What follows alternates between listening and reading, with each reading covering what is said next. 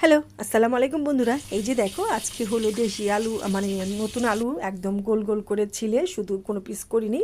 ওটা তেলের উপর লবণ দিয়ে ভেজে মুরগির মাংস দিয়ে রান্না করলাম। একটু ঝাল বেশি দিয়েছি আজকে, তরকারিটা একটু ঝাল ঝাল হয়ে গিয়েছে।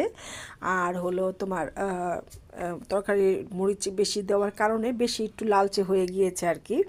আমরা অবশ্য ঝালটা পছন্দ করি। আর এই যে দেখো তোমার হলো বেগুন ভেজে নিয়েছি, ওই যে তাল বেগুন বলে, বড় বড় গোল গোল বেগুনগুলি। সেগুলি আবার আমার মেয়ে খুব পছন্দ করে খায়, তার জন্য এই বেগুনগুলি ভাজতে হয় প্রায়। সে 2 দিন পর পর বলবে বেগুন ভেজে দাও আম্মু।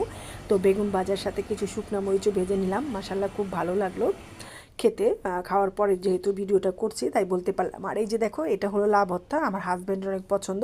শৈল মাছকে ভেঙে তোমার হলো শিম দিয়ে, ধনে পাতা দিয়ে, কাঁচামরিচ দুফালি করে দিয়ে রান্না করে দিলে সে খুব পছন্দ করে খায়। কালকেও রান্না করেছি, আজকেও রান্না করেছি। আর এই যে আমার হাজব্যান্ডের সবচেয়ে প্রিয় জিনিস টমেটো ডাল, মাসাল্লাহ। তার তো ডাল না হলে সে ভাতই খেতে পারে না, তার জন্য এই টমেটো ডাল রান্না করলাম। এটা তার খুবই পছন্দ, ডাল ছাড়া তার ভাত কমপ্লিট হয় না। আর এই যে এটা হলো শুধু আমি খাবো সবজি, গাজর, সিম, ফুলকপি, বিভিন্ন ধরনের সবজি দিয়ে আমি রান্না করি।